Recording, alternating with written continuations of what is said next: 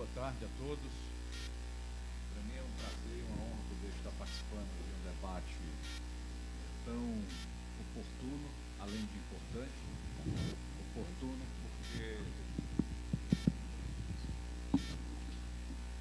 Oportuno porque nós estamos, neste momento, discutindo no Congresso um novo marco regulatório para o setor portuário brasileiro. E importante por razões óbvias, né? A logística e os portos são algo absolutamente essenciais e indispensáveis para qualquer nação, e em especial para um país como o Brasil, de dimensões continentais, e que precisa,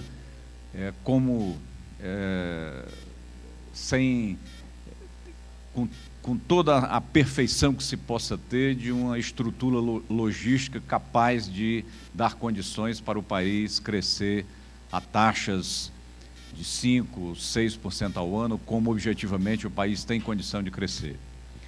O nosso tema proposto pela Fiesp, dentro desse contexto de marco regulatório, é discutir a busca de um ambiente competitivo para o setor portuário, leia-se para o setor de logística. Nós não podemos discutir isoladamente um setor portuário competitivo sem uma cadeia logística igualmente competitiva.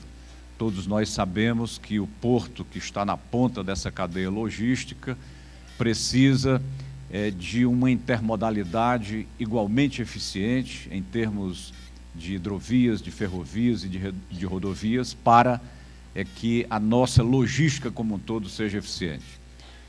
Nós já podemos analisar essa questão da matriz de transportes no Brasil, já como um primeiro diagnóstico a ser mudado com rapidez, a fim de que a gente possa conseguir essa eficiência e essa competitividade do setor portuário. Nós sabemos que hoje o Brasil depende em cerca de 62% do modal rodoviário para o seu transporte de cargas, em cerca de 20% do modal ferroviário e apenas 13% do modal hidroviário. Então, esta é uma primeira grande mudança, eu diria uma gigantesca mudança que o país tem que fazer na sua estrutura logística, na sua intermodalidade, para poder garantir eficiência ao setor portuário.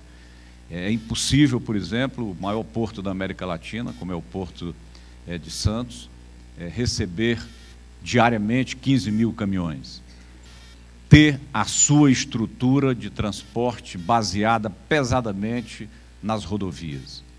É claro que nós temos uma dificuldade adicional no Porto de Santos, que é vencer a Serra do Mar, mas certamente nós temos que buscar alternativas que não dependam, como hoje nós dependemos, da questão rodoviária, para atender não só o Porto de Santos, mas a todos. O Porto de Santos é porque é um exemplo mais eloquente deste problema, dessa matriz de transporte que nós precisamos modificar.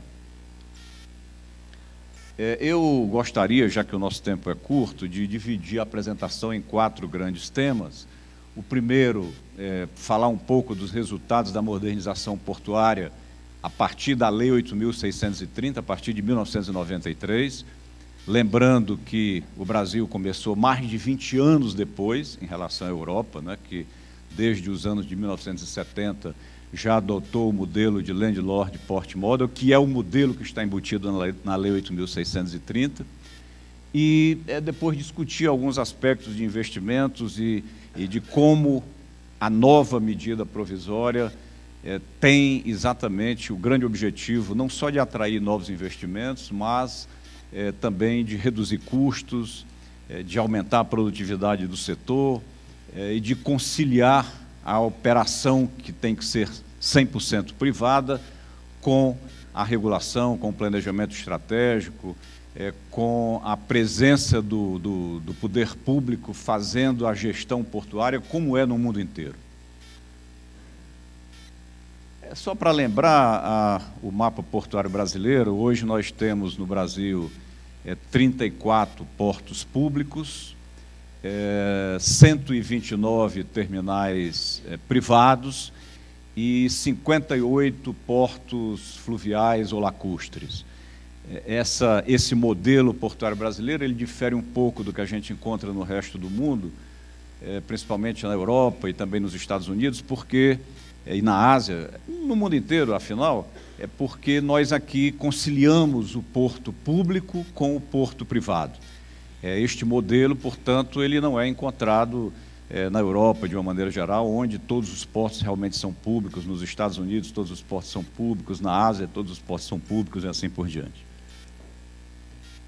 Aí apenas a relação dos portos marítimos e dos portos lacustres e fluviais, os portos privados, os 129, e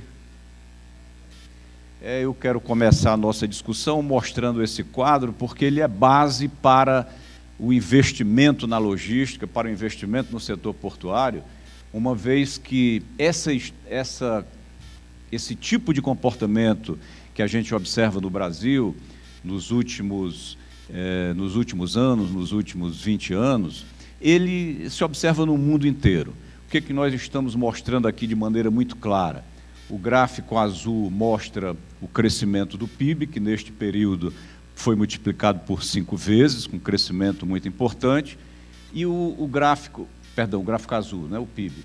E o verde mostra a nossa corrente de comércio, exportações mais importações, que no mesmo período foi multiplicado quase 11 vezes. O que isso nos indica com muita eloquência?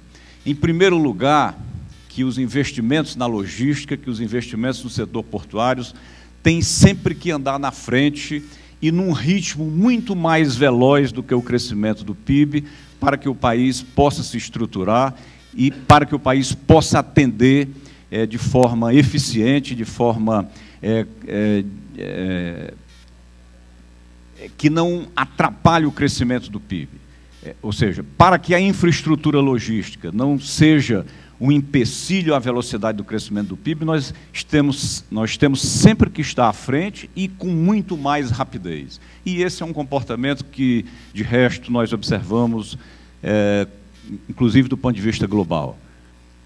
Esse gráfico, ele nos mostra também uma outra realidade da economia brasileira, também nos últimos 20 anos, comparando a movimentação de cargas com o PIB. Então, o que nós estamos vendo é que, nos últimos 20 anos, o PIB do Brasil cresceu 69% e a nossa movimentação de cargas cresceu 146%. Em termos de uma taxa média anual, o comércio exterior brasileiro cresceu em torno de 5,5% ao ano, enquanto o PIB cresceu em torno de 3% ao ano. Então, de novo, fica evidenciado que, para que o país possa crescer a taxas cada vez maiores e possa crescer com competitividade, nós temos que investir pesadamente em logística. Caso contrário, a logística poderá ser um freio para esse crescimento da economia brasileira. Este quadro também, ele mostra informações assim muito importantes para a nossa análise. Nós estamos comparando aqui os 2 anos extremos daquele gráfico, o ano de 94 e o ano de 2011. Estamos pegando aí os BRICS, né? Brasil, Rússia, Índia e China, e mais Estados Unidos e Alemanha. Esses 6 países representam algo como 50% do PIB global, muito perto disso, 50% do PIB global. E representam algo como 33% de todo o comércio mundial. Portanto, são países muito expressivos, seja do ponto de vista do PIB, seja do ponto de vista do comércio global. E o que importa para nós aqui no Brasil? Analisar naturalmente o comportamento da economia brasileira frente a esses demais países que são nossos competidores nas exportações e importações. A primeira coisa que a gente tem que examinar é o que a gente chama de abertura da economia, ou seja, quanto do nosso PIB é explicado pela corrente de comércio. Pegando aqui o ano base de 94,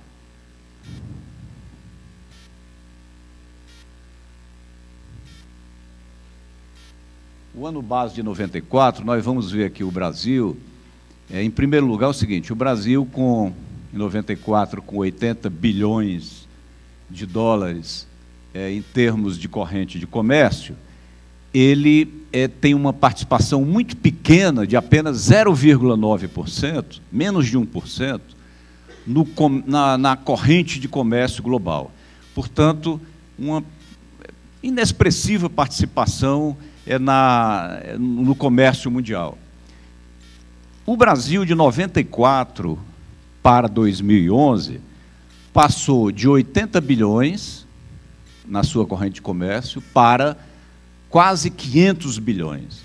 Portanto, um crescimento extraordinário na sua corrente de comércio, passando de um pequeno valor de 80 bilhões para quase 500 bilhões de dólares.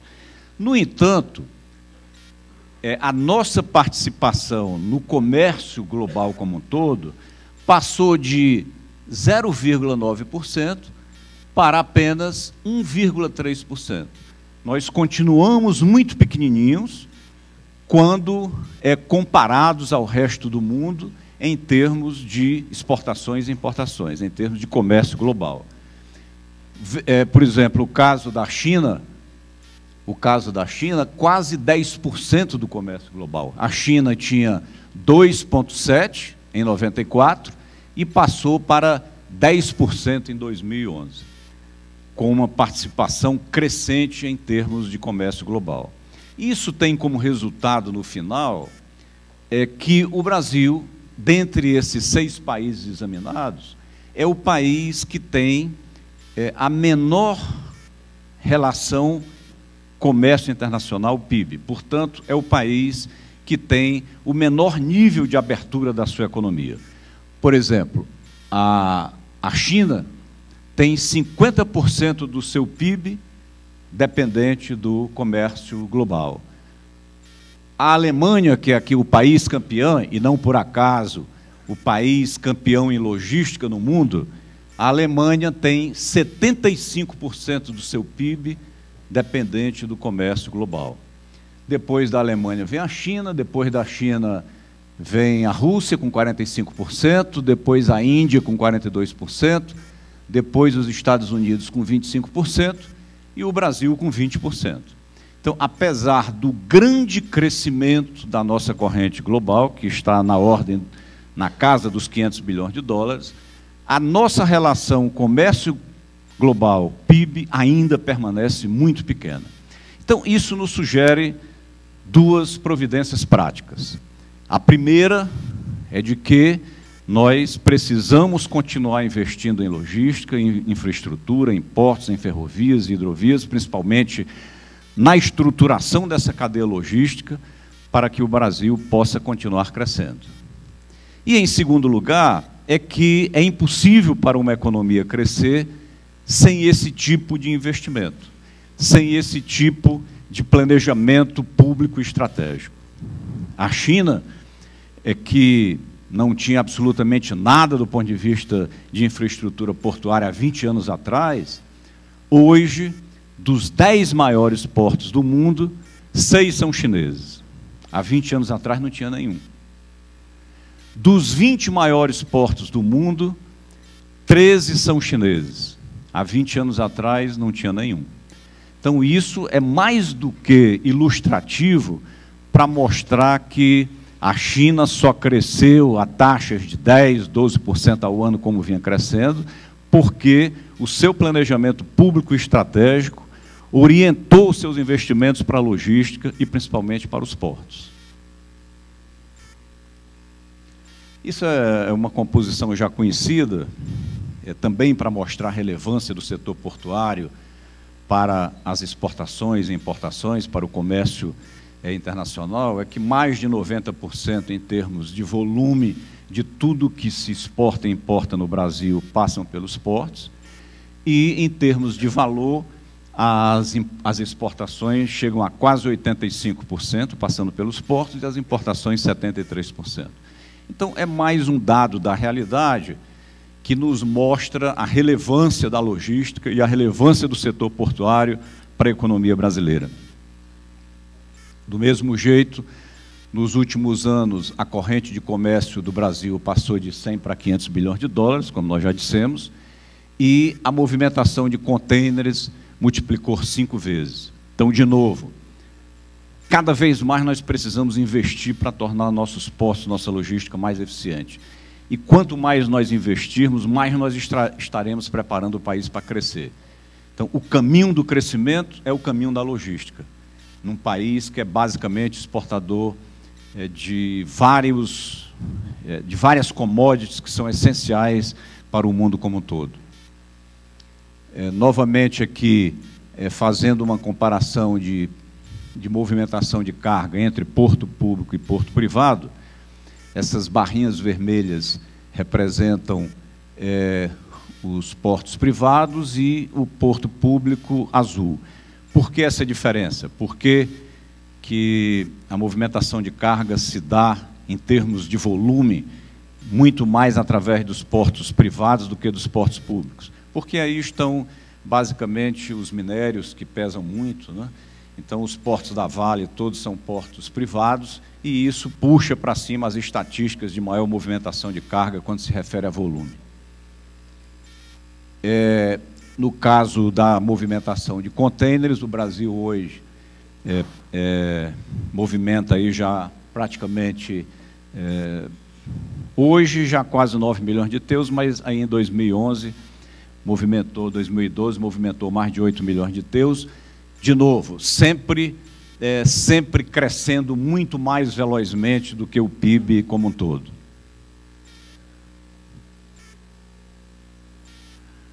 Esses dados são só para realçar o que eu já mencionei, aí é a lista dos 20 maiores portos do mundo. Se você examinar entre os 10 maiores, você vai ver que 6 portos são chineses, e as exceções são todas basicamente na mesma região, porque nós temos Singapura, que é o maior porto do mundo, que está no Sudeste Asiático. Nós temos o porto de Busan, que é o porto da Coreia do Sul. Tem o porto de Dubai, que não está na Ásia, mas atende como um grande entreposto também ao mercado asiático. E, em 10º lugar, o único porto europeu que aparece nessa lista, que é o porto de Roterdã, que em 1972 era o maior do mundo, e hoje é apenas o 10º do mundo. Descendo a lista, nós vamos encontrar mais 3 portos chineses entre os 20 maiores do mundo.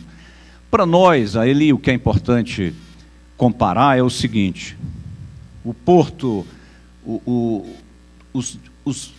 Brasil como um todo movimentou aqui, nesta data de 2011, 7 milhões e 900 mil TEUs. O Brasil inteiro, né? O Porto de Santos movimentou 3 milhões de TEUs, basicamente. Mas esta posição do país como um todo, do Brasil como um todo, equivale à posição do 16º do mundo, que é Los Angeles, que também movimentou 7 milhões e 900 mil TEUs. Isso nos revela que, em termos de escala, em termos de tamanho, em termos de volume dos negócios, nós realmente somos muito pequenos.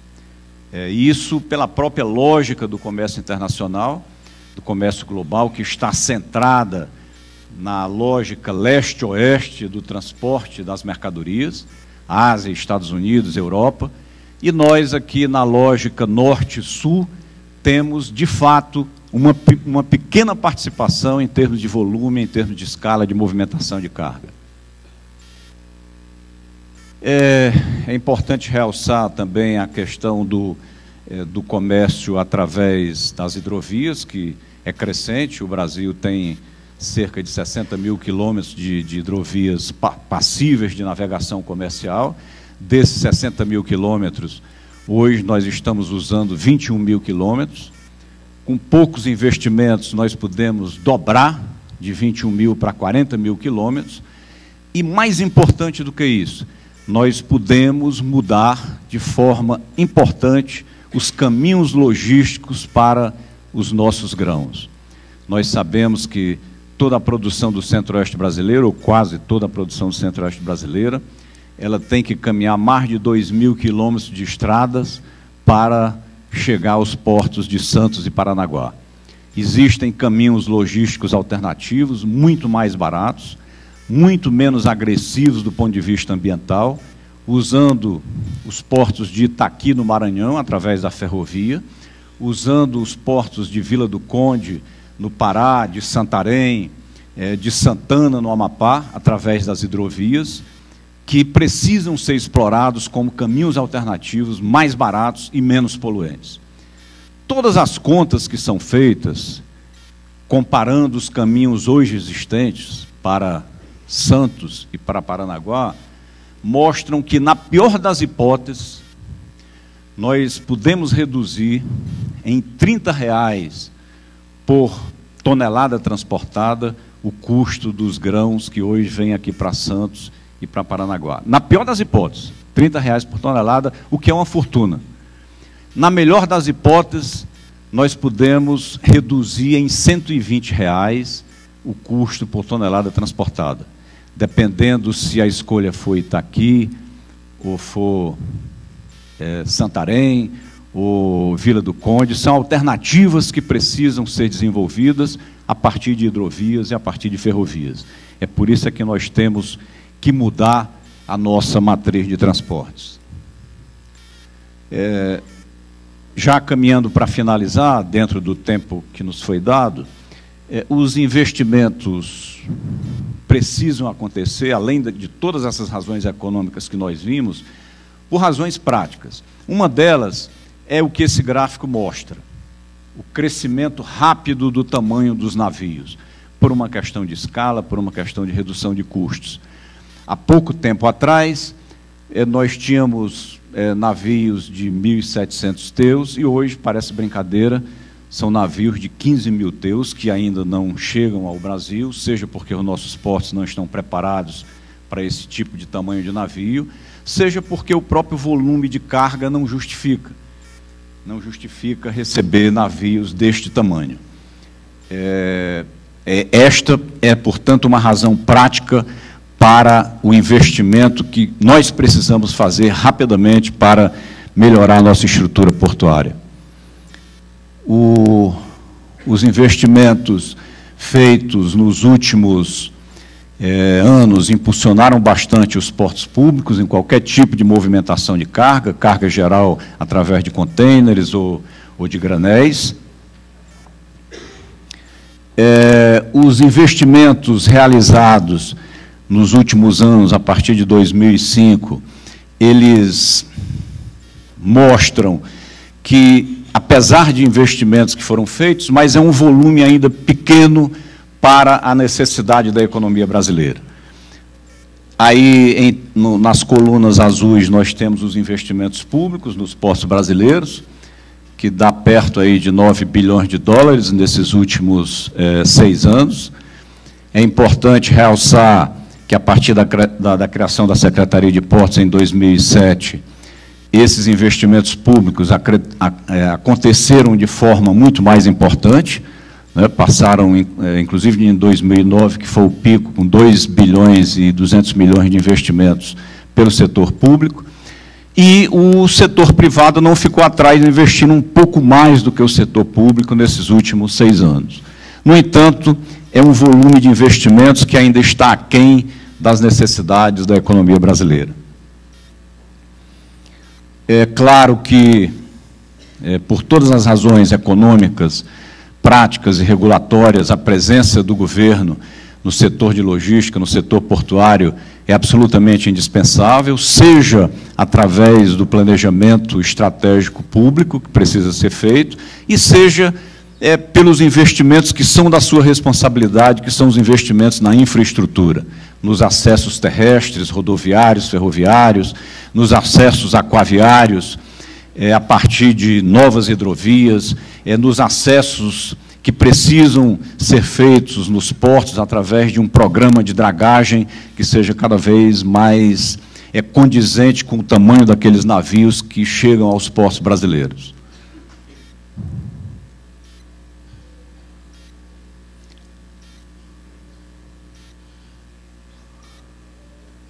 Bom, para finalizar, eu queria mostrar esse quadro que faz uma pequena comparação entre o Porto de Roterdã e o Porto de Santos.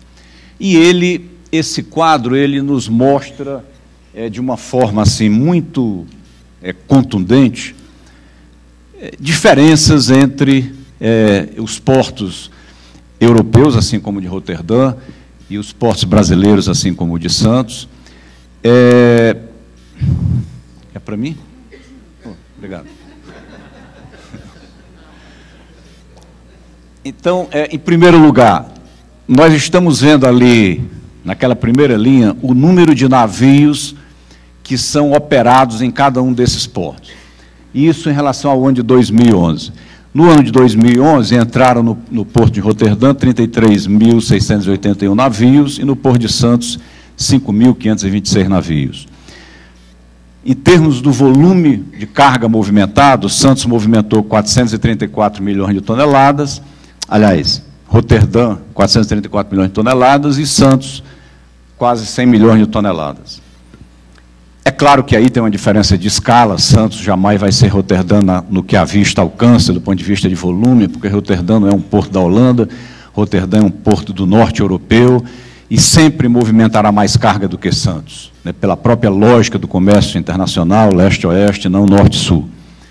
Então, isso aí não é tão importante. Na verdade, essa movimentação de Roterdã representa a metade de toda a movimentação do Brasil no ano de 2011, só o Porto de Roterdã. Agora, receita é algo que nos deixa até assim um pouco pensativo, né? Porque Roterdã, com essa movimentação, teve uma receita de 1 bilhão e 367 milhões de reais no ano, e Santos 738 milhões. Então, foi uma receita expressiva, e as receitas estão definidas aí a que se referem. Neste caso específico de 2011, é porque Santos fez algumas licitações e encaixou o resultado dessas licitações. Em termos de investimentos, vem a grande diferença. Vem aquilo que torna Roterdã o porto mais eficiente da Europa, o número 1 da Europa, um dos mais eficientes do mundo, que tem uma intermodalidade perfeita, funcionando quase como um relógio suíço, e o Porto de Santos. O Porto de Roterdã investiu 1 bilhão e 150 milhões, e o Porto de Santos, inexplicavelmente, 35 milhões, não tem explicação para isso. Não é falta de dinheiro, recursos tinham, mas Santos investiu apenas 20% daquilo que estava orçamentado para os seus investimentos. Então, esta é a grande diferença entre um porto eficiente e um porto moderno, e um porto que acumula filas. O Porto de Santos precisa investir muito mais, precisa investir de forma correta, precisa dar retorno a esses investimentos na sua infraestrutura para poder modernizar a sua infraestrutura. Número de funcionários, Roterdã 1.220, Santos 1.360, e aí vem o resultado final, que é o resultado da produtividade, enquanto Roterdã movimenta 50.300 toneladas por homem-hora, Santos movimenta 11.247 toneladas por homem-hora.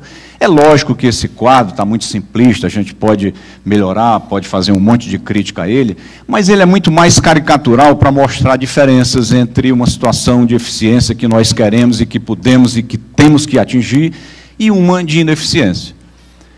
É claro que por trás disso, por exemplo, está a falta de um planejamento estratégico público consistente, que dê direção, que dê intermodalidade, que dê condição para que tudo isso aconteça.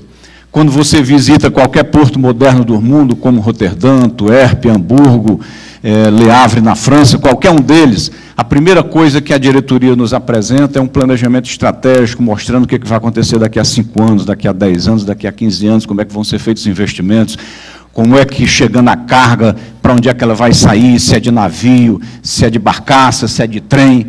É isso que nos falta, é esse planejamento público estratégico consistente que dê a garantia que o país precisa para ter um sistema portuário moderno, eficiente e barato. Muito obrigado a todos.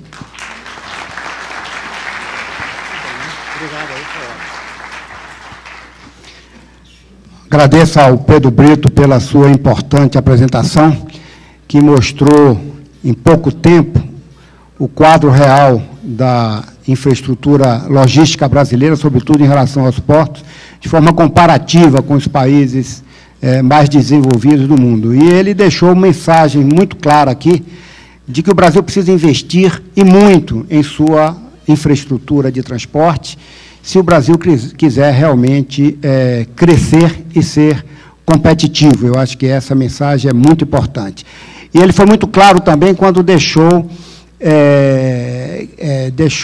evidente que sem investimentos e busca de produtividade no sistema de transporte brasileiro, o Brasil continuará a ter problemas. Eu me lembro uma vez que eu assisti uma palestra da Petrobras, falando também de logística. A Petrobras tem uma atividade logística muito importante, e o superintendente disse uma frase que eu guardei.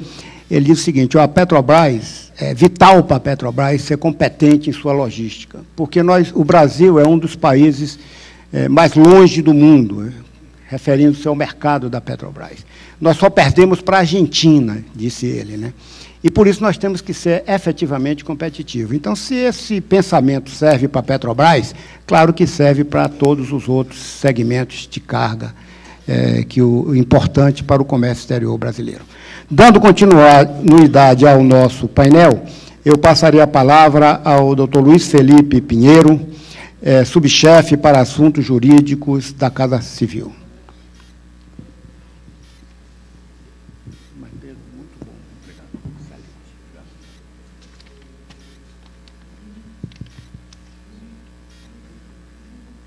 Bom, pessoal, boa tarde a todos. Gostaria aqui de cumprimentar o Dr. Roberto e agradecer o convite. Sempre um prazer vir falar mais uma vez aqui na Fiesp, entidade sempre importante nos envaidece, e pela representatividade que tem, uma entidade que sempre tem que ser ouvida, e é para isso que a gente também vem aqui. Também cumprimentar o Dr. Pedro, enfim, tá sempre conosco também lá na Casa Civil, participando dessas discussões. Dr. Paulo, é um prazer estar aqui compartilhando essas cadeiras, não essa mesa aqui. Gostaria aqui, a palestra, sem ter combinado com o Dr. Pedro, de fato, acabou, acho que, as apresentações sendo complementares. De fato, acho que se eu pudesse resumir em uma palavra, o Dr. Pedro comentou, acho que destacou a importância de se ter os investimentos e o quanto estamos atrasados em relação a esse nível ideal do setor portuário. Enfim, estamos com uma defasagem considerável. E, de fato, aqui a minha proposta com os senhores hoje é apresentar um pouco a questão de como que foi o diagnóstico da situação jurídico-legal do setor, e, a partir desse diagnóstico, quais são as propostas em relação ao novo, que se chama de novo modelo do setor portuário, em que medida se tentou atentar para algumas dos aspectos desse diagnóstico. Lógico, como sempre, enfim, a gente tem que fatiar os problemas e tentar atacar as suas fatias, né? Sempre temos os problemas, às vezes, são maiores do que a nossa capacidade de lidar, e aqui foram feitas escolhas, como em qualquer setor e que passou por reformulação, enfim, e o próprio setor, lá em 93, passou por uma reformulação. Enfim, aqui são ajustes, o ganho, sempre a perspectiva é de um ganho marginal, ou seja, a gente tenta sair de uma situação mais pior para evoluir para uma menos pior, e esse é o intuito. Então, aqui com a nossa apresentação, basicamente, gostaria de dividir a apresentação rapidamente, sem ocupar muito tempo dos senhores, em 3 grandes blocos. A Questão dos aspectos importantes do setor portuário, isso como pretensiosamente um pequeno diagnóstico da situação que fez com que tivesse a proposta de novo modelo. Passando para curtas palavras sobre o que vem a ser os pontos essenciais desse novo modelo e, por fim, onde estão os pontos de debate sobre essa proposta que foi feita.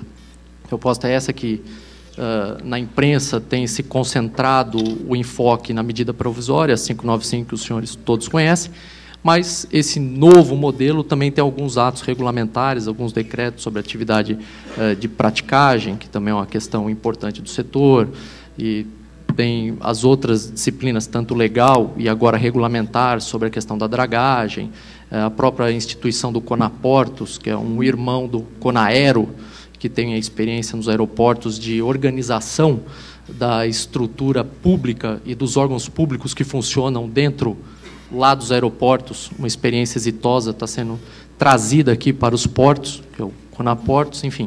Então, vamos dizer, esse pacote proposto pelo governo, então, é composto da medida provisória e alguns atos regulamentares. Então, basicamente, essa é a ideia com os senhores. Então, começando aqui, rapidamente, essa realidade, acho que não tem nem muita discussão sobre isso, é a questão quais foram os efetivos avanços pela Lei 8630. Né? Teve avanços e avanços inquestionáveis. Né? A questão da distinção clara de operação portuária e administração portuária. Isso foi uma evolução. De fato, de se destacar isso, que não era uma divisão clara antes da lei lá em 93, de fato foi um grande avanço promovido pela Lei 8630, e esse destaque foi feito para justamente, na operação portuária, poder ter um investimento privado maciço. Então, se destacou as atividades para dizer que uma delas, que é a operação, se teria uma atuação privada preponderante. Então, basicamente, eu acho que esse é um avanço inegável e não podemos retroceder em relação a isso. Também a questão dos portos organizados, né, teve essa abertura e consolidação dos investimentos privados dentro do porto com a institucionalização do arrendamento. Eles já existiam, é bem verdade, os senhores que estão no setor há um bom tempo, sabem que os arrendamentos já existiam anteriormente à Lei 8630. Só que era num sistema, vamos dizer, precário, né? Não tinha uma institucionalidade legal para se subconceder, para usar o termo próprio que os juristas usam, mas que, no fundo, é o arrendamento, de subconceder espaços dentro do porto público. Essa institucionalidade veio com a Lei 8630. O regime anterior, se tinha os arrendamentos, até a própria legislação emprestou isso com a denominação arrendamento dessa sistemática anterior, tinha quase uma noção um pouco mais privada do que é hoje o contrato de arrendamento, mas se teve, e foi um dos grandes avanços, essa institucionalização do arrendamento ou essa subconcessão. E também a questão de abertura para os investimentos privados em terminais de uso privativo, que todos os senhores conhecem, que é a denominação que é usada pela Lei 8630. Agora, no novo marco, é terminal de uso privado, mas a concepção, o instituto sendo o mesmo. Então, abrindo esse espaço dentro do porto público, a iniciativa privada entrando na operação, e fora do porto se possibilitar investimento privado nos denominados TUPs. Então, esse marco legal de 93 trouxe todas essas contribuições. Aqui, basicamente, só uma questão institucional para destacar para os senhores a questão como é organizada a concepção no modelo da Lei 8630, em que a ANTAC também estava vinculada ao Ministério dos Transportes. Isso gerava alguma distorção no tocante a competências, sobreposições e alguma ineficiência na alocação de competências do próprio modelo, não do ponto de vista dos órgãos, na atuação específica dos órgãos, mas na própria configuração institucional. E o novo modelo procurou também dar uma resposta e uma reorganização em relação aos órgãos. Aqui, desse quadro, que me parece mais importante, só a questão da CEP, que teve a competência, ela foi criada, e teve essa competência sobre os portos marítimos, e tinha a própria ANTAC vinculada a um outro ministério. Isso é, de certa forma, um ajuste que foi considerado importante em relação ao regime anterior. Aqui um gráfico que é comum, só para os menos familiarizados com a matéria, todas as formas de exploração dos terminais, né? Aqui se tem a exploração direta via companhia docas, a questão quando se dá a delegação para estados e municípios e a concessão para a iniciativa privada, que eu sempre apelido do porto porteira fechada.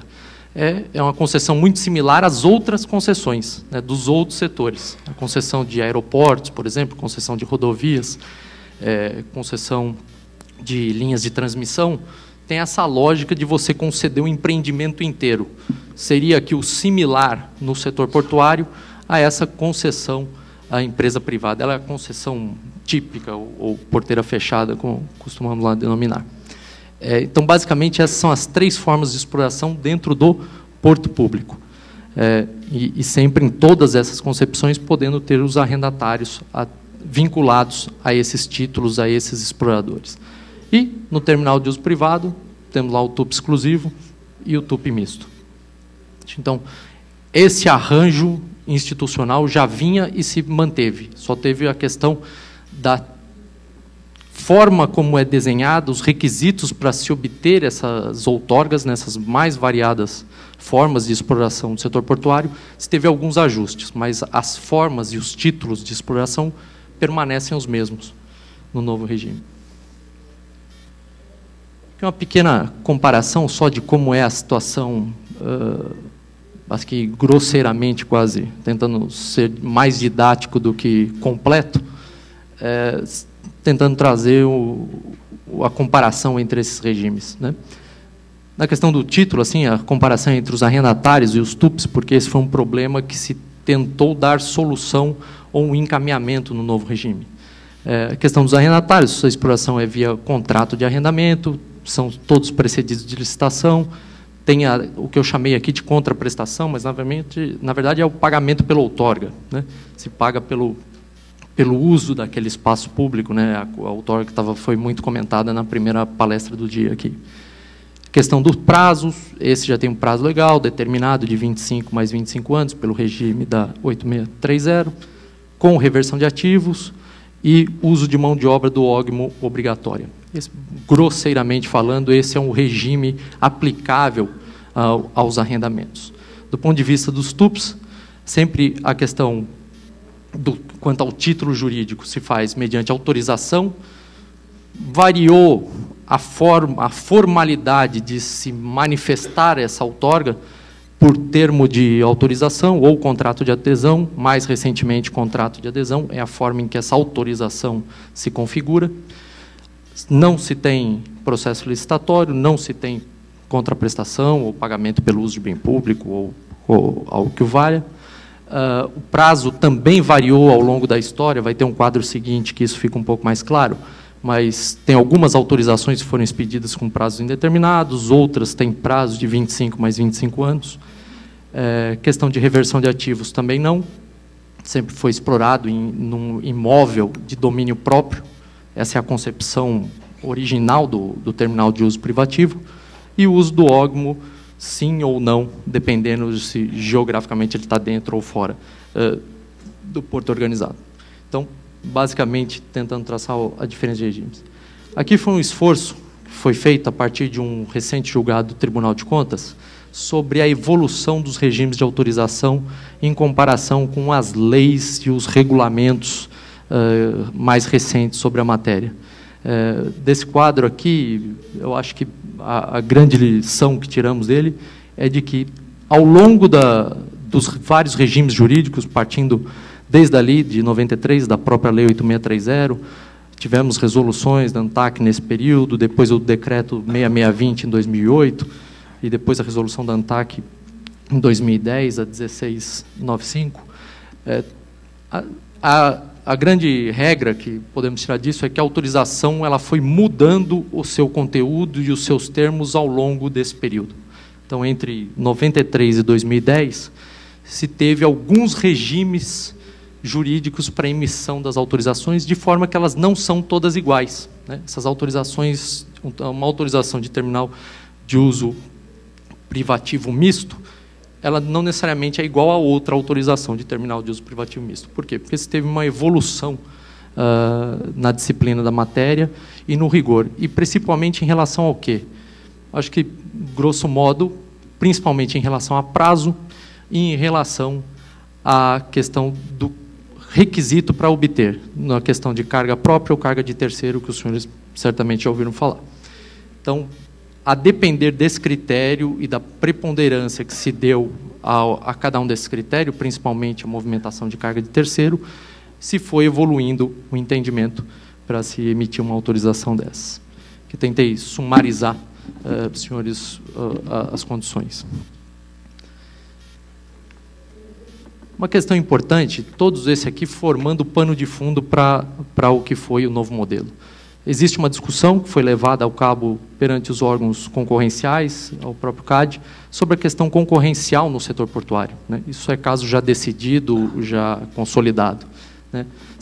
Aqui, grosso modo, em 2 ou 3 casos, alguns de conduta, foram levadas algumas condutas anticoncorrenciais dentro dos portos, na questão entre acesso de usuários aos arrendamentos, aos terminais, se teve alguns questionamentos concorrenciais sobre limitação a esse acesso. Isso foi levado ao CAD nos idos 2003 a 2006, por aí tem alguns processos nessa linha, já foram concluídos, e alguns atos de concentração em operações societárias envolvendo terminais portuários.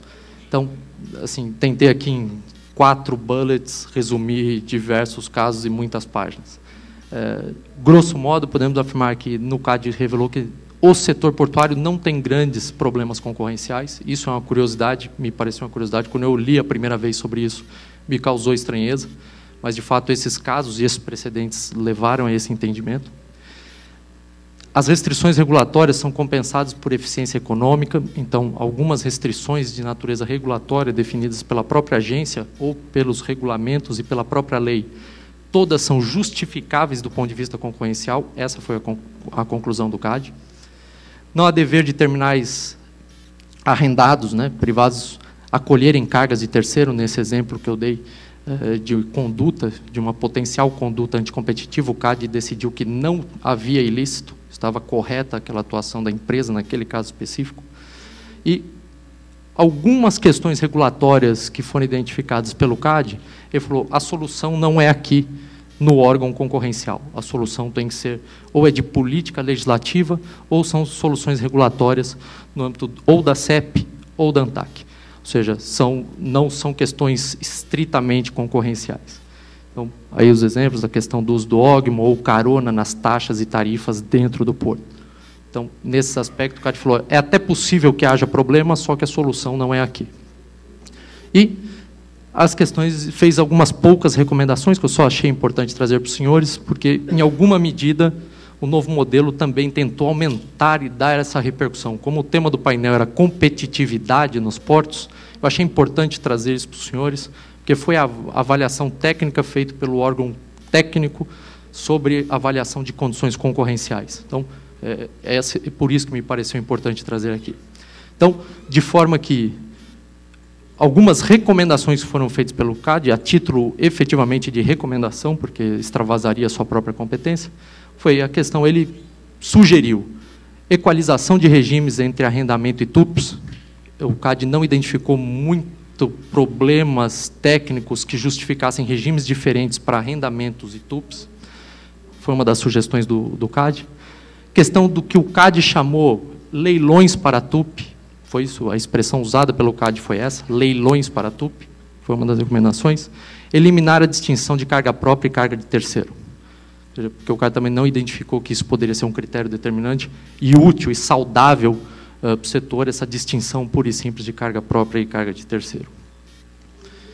Rapidamente, o outro questionamento que teve no âmbito agora do Tribunal de Contas da União, é um caso recente, com um acórdão bem recente, lá de 6 de março de 2013, em que se passou pela discussão dos terminais de uso privativo misto, ou seja, prestando serviços a terceiros, se isso havia algum problema de inconstitucionalidade ou pelo fato de estar prestando serviços a terceiros, sem esses serviços a terceiro terem sido licitados originalmente.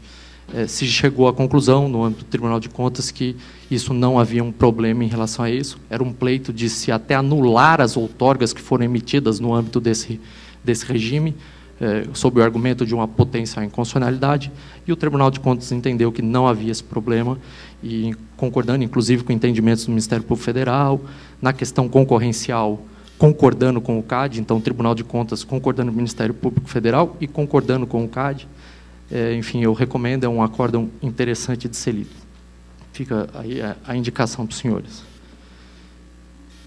E os questionamentos, esses sim estão parados, esses já de alguma data, que são os questionamentos no âmbito do Supremo Tribunal Federal. Tem uma ADIM 929 e 2 ADPFs, questionando alguns atos, tanto a própria lei quanto autorizações emitidas pela ANTAC, e o próprio decreto 6620, sobre essa questão do terminal de uso privativo misto. Ou seja, aqui eu acho que o retrato para os senhores existia, assim como ainda continua existindo, porque essas ações estão pendentes, uma instabilidade jurídica em relação ao terminal de uso privativo misto. Esta instabilidade foi um dos pontos também que o modelo procurou dar alguma vazão, alguma resposta, alguma reação a essa questão. Então, é bem verdade que essa mesma questão estava colocada no âmbito do Tribunal de Contas da União. No âmbito do Tribunal de Contas da União se considerou que não havia o problema, não havia inconstitucionalidade. Mas, do ponto de vista do Supremo, é uma questão ainda não decidida. Não se foi nem para um lado, nem para o outro, é uma questão que está suspensa, mas não deixa de ser uma variável importante para o debate. Então, aqui tentando sumarizar esse diagnóstico, assim, pretensiosamente chamado de diagnóstico, mas seria a sobreposição de algumas competências, então, que me parece importante apontar para os senhores, e isso o modelo tentou dar uma resposta. Havia uns pleitos em diversas frentes dos órgãos governamentais e de juízo técnico, CAD, TCU, Supremo, cada um com a sua viés e com a sua perspectiva. Alguma insegurança jurídica sobre o regime de TUP, alguma restrição de mercado, né? Ou seja, se tinha um diagnóstico de gargalos em novos arrendamentos e investimentos nos portos públicos, né? No porto organizado. Isso como um diagnóstico, um empecilho. Acho que a palestra do Dr. Pedro Brito foi importante nesse aspecto, porque ele retratou com números esse diagnóstico. Restrição de investimentos em TUP, se teve um congelamento dos investimentos em terminais de uso privado, principalmente após a emissão do decreto 6620. Então, ali, em 2008, se engargalou, de certa forma, alguns investimentos especificamente nesse regime. E a questão de gargalos para investimentos de gestão mais eficiente dentro do porto, ou seja, um diagnóstico que também, na gestão do próprio porto público, na docas, na atividade de praticagem, a própria operação do porto em si estava do ponto de vista ineficiente. Então, faltava investimento de um lado, condições para que ocorressem investimentos em novos arrendamentos e nos arrendamentos existentes, e, de outro lado, na própria operação e na administração do porto. Então, esse foi um diagnóstico. Vamos passar rapidamente o que o novo modelo procurou tratar a partir daquele diagnóstico. Basicamente, assim, tentei resumir aqui o propósito do que é chamado de novo modelo. Então, destravar os investimentos no setor portuário. Então, licitar os novos arrendamentos pela maior eficiência, né? Ou seja, que foi comentado muito na palestra da manhã, sem outorga. Possibilita novos investimentos em arrendamentos existentes. Segurança jurídica para investimentos em TUPs. Ou seja, diante desse diagnóstico foi comentado. Foco no planejamento logístico nacional. Isso parece que é uma pedra de toque do novo modelo. Ou seja, se procura dar uma organicidade para que os órgãos já existentes e com os instrumentos já existentes funcionem. Ou seja, fazer com que o planejamento que já tinha sido concebido mediante uma pequena realocação institucional e reativação de alguns órgãos que estavam dormentes, façam com que o planejamento de fato exista e se tenha uma coerência de planejamento no setor, um pouco na linha também da criação da própria EPL, que foi comentada já aqui. Questão de agilidade nos investimentos públicos nos portos, então melhoria de acessos ferroviário e marítimo, o programa de investimento em logística que foi comentado de manhã, questão do Plano Nacional de Dragagem, ele foi reformulado na nova lei, é o Plano Nacional de Dragagem 2, com alguns ajustes. Questão do contrato de gestão para docas, regime diferenciado de contratações para a própria DOCAS e no âmbito das licitações do próprio arrendamento, poder usar esse novo regime, o regime diferenciado de contratações, e alguns ajustes em questão de eficiência na operação portuária, ou seja, regulação sobre atividade e praticagem, criação da Conaportes, que eu comentei para os senhores, Porto 24 horas, que já está sendo institucionalizado, enfim, são diversos tiros para tentar acertar diversos problemas. Essa é um pouco a lógica. Então, aqui só um retrato de como é que está o setor. Hoje, cada um dos modais tem o seu respectivo ministério e a sua respectiva agência, a ele vinculado. Então, esse é um pouco visualmente como ficou. O CONIT já existia, é um órgão que só está sendo reativado. A EPL, com uma função de planejamento e coordenação sobre o ponto de vista de planejamento de todos esses órgãos. CEP, Ministério dos Transportes e SAC, com as suas respectivas agências, ANTAC, NTT e ANAC, para cada um dos modais. Então, a cara ficou um pouco o que tentamos reproduzir nesse slide. Os planos aqui, o que eu acho importante só mencionar, se partindo da lógica mais macro para mais micro, de cima para baixo, a lógica do setor portuário, respondendo aqui no PDZ, que existe dentro de um porto, tem que estar amarrado com o PGO, que tem que estar amarrado com o PNLP, que tem que estar amarrado com o PNLT. Todos esses instrumentos já existem, é só a questão, estão sendo pensados hoje, foi até mencionado pelo Dr. Bernardo na parte da manhã, que até o ano que vem já vamos ter o PNLT divulgado, e a partir desse plano macro de logística de todos os modais, se internalizando dentro do setor, no PNLP, quais que são as metas, prioridades e assim sucessivamente dentro de uma lógica geral de outorgas no país, e aí depois que arrendamento que tem que ser feito em cada porto, respondendo a essa lógica mais macro de planejamento. Então aqui é só para demonstrar para os senhores quais são os instrumentos já existentes e agora é a questão, o esforço do governo agora é rechear esses documentos, ou seja, é construir esses documentos para que eles tenham uma lógica e um funcionamento. Então, a questão, algumas regras essenciais aqui do novo modelo. Acho que, como já viram na imprensa, a questão do critério de carga própria e carga de terceiro foi excluído, talvez parcialmente substituída pela questão dentro e fora do porto. Acho que esse foi um ponto importante que mudou no novo modelo. Então, um critério geral para a definição do regime jurídico é se está dentro ou fora do porto. Ou seja, esse que passou a ser o grande critério, sendo dentro do porto, como grande regra geral, se tem o arrendamento, fora do porto, se tem o TUP. E para que isso funcione, vai ter que ter a definição mais criteriosa do edital. Né? E sobre assim, a questão da poligonal também é um critério determinante para se agora definir o que é dentro e o que é fora do porto. E a questão dos terminais de uso privado, agora o prazo determinado de 25 anos, prorrogáveis sucessivamente, preenchidas as condições em lei, e a questão da eliminação do critério de carga própria e carga de terceiro. Basicamente, aqui algumas alterações no regime de arrendamento, questão em sentido estrito, né? Eu chamo de licitação em sentido estrito porque aqui é licitação com fundamento em lei, propriamente dito, procedimento licitatório em lei, são uso do RDC e, subsidiariamente, as leis 8987 e 8666. O critério de julgamento foi comentado aqui pela maior capacidade de movimentação e menor tarifa, então são critérios novos de julgamento. Diretrizes sempre definidas pelo poder concedente, pela CEPS, sobre como vai ser montado isso. Algumas cláusulas novas, tarifa, a ideia, a lógica da tarifa sendo price cap, investimento pelo privado e reversão de bens todos estabelecidos. Acho que de novidade mesmo, só a questão da tarifa, prazo de 25 anos continua sendo o mesmo. O que mudou em autorização? Acho que aqui o que é importante explicar, até o que tem saído na mídia, se dá um valor muito grande para, acho que mais pela dúvida que o texto da própria medida causa, pelo fato dele ter sido enxuto, do que propriamente os problemas que dele advirão. De fato, o processo seletivo público ele foi concebido para ser aplicado, se necessário, e preenchidos alguns requisitos, né?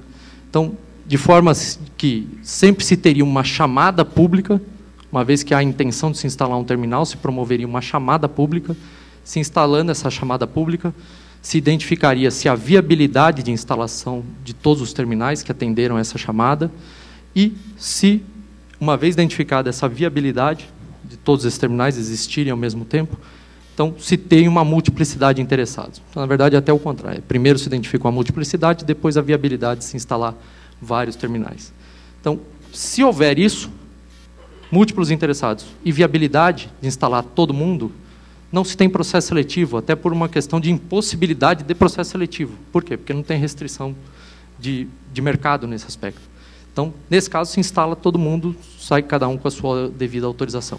O processo seletivo só ocorrerá quando houver inviabilidade de se instalação de todos os terminais. Isso é avaliação caso a caso, e aí sim é uma atividade tipicamente regulatória, avaliando o mercado de cada região e como isso vai ser desenvolvido.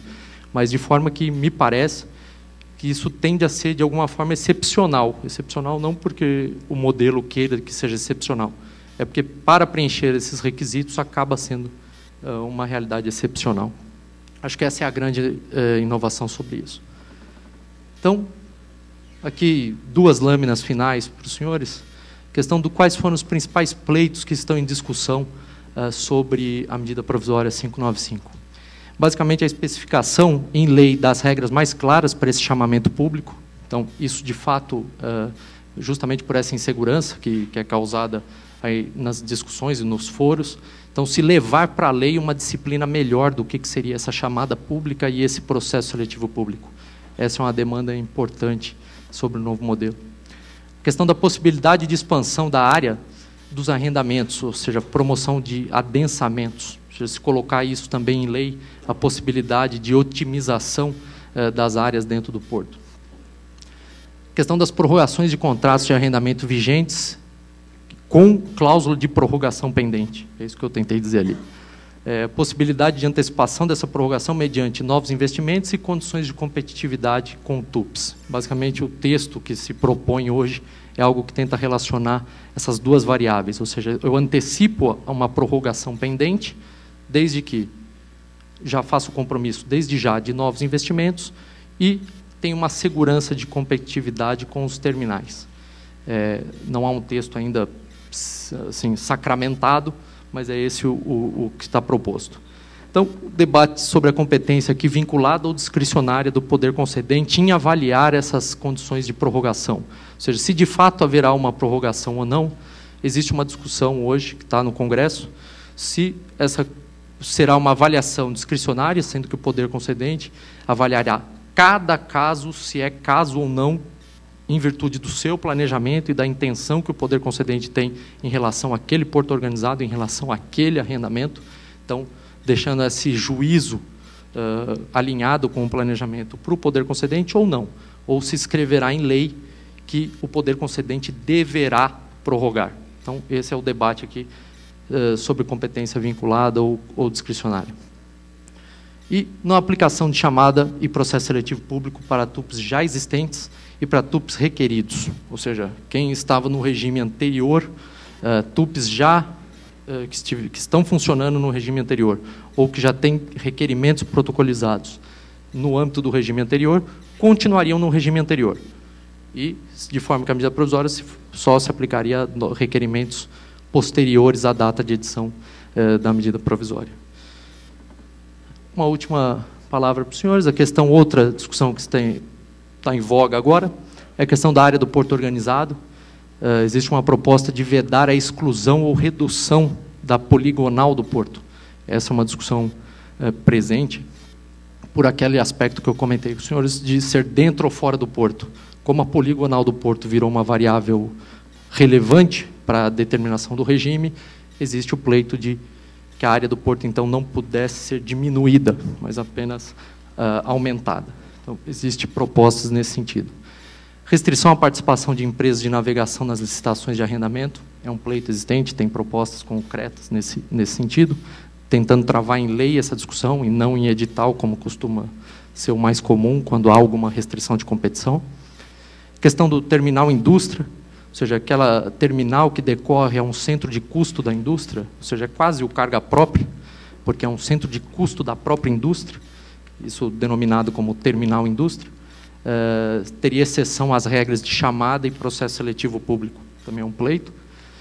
Questão de prorrogação de contratos anteriores à Lei 8630, sem licitação e já muitos deles vencidos, ou seja, se dá uma moratória legal a essa situação.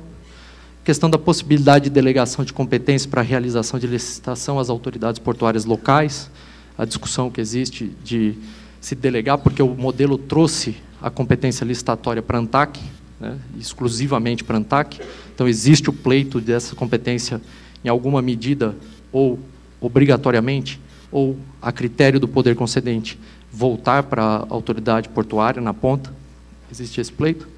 E questões variadas aqui, tentei sumarizar grosseiramente, sobre trabalho portuário, estabilidade de renda, aposentadoria, obrigatoriedade do ógmo para a TUP, enfim, e alguns pontos sobre trabalho portuário. Então, basicamente, esses são os questionamentos.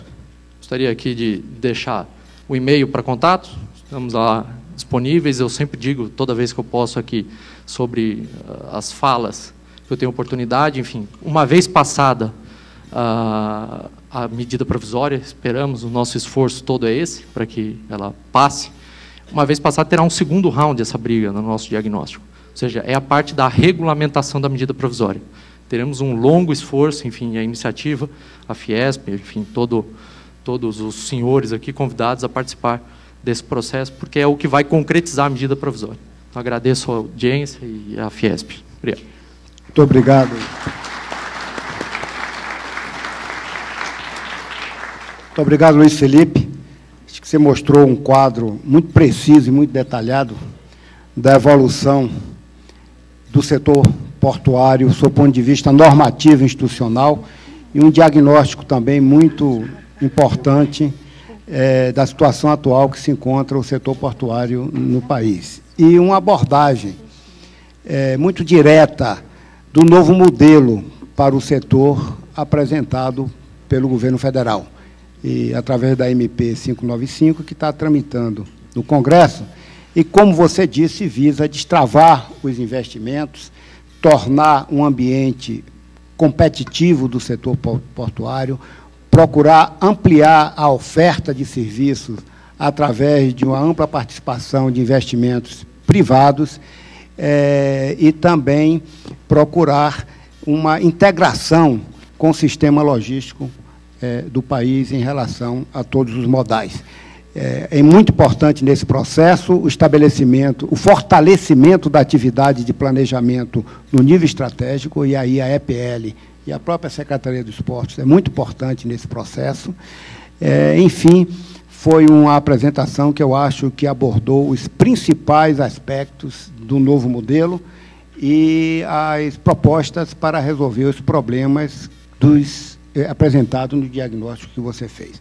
Como todos estão acompanhando, a Fiesp está apoiando firmemente este novo modelo, porque acredita que, efetivamente, ele é muito importante para o Brasil, e, em relação ao planejamento no nível estratégico, fica muito claro que é fundamental essa visão integrada e sempre olhando o Brasil como um todo. Obrigado aí por sua apresentação. E eu passo a palavra agora ao Paulo Vila, que é diretor executivo da Associação dos Usuários de Portos, Usuporte. Fique à vontade, Paulo. Obrigado, Mussalem. Senhoras e meus senhores, boa tarde a todos. É uma satisfação estar aqui pela segunda vez neste evento.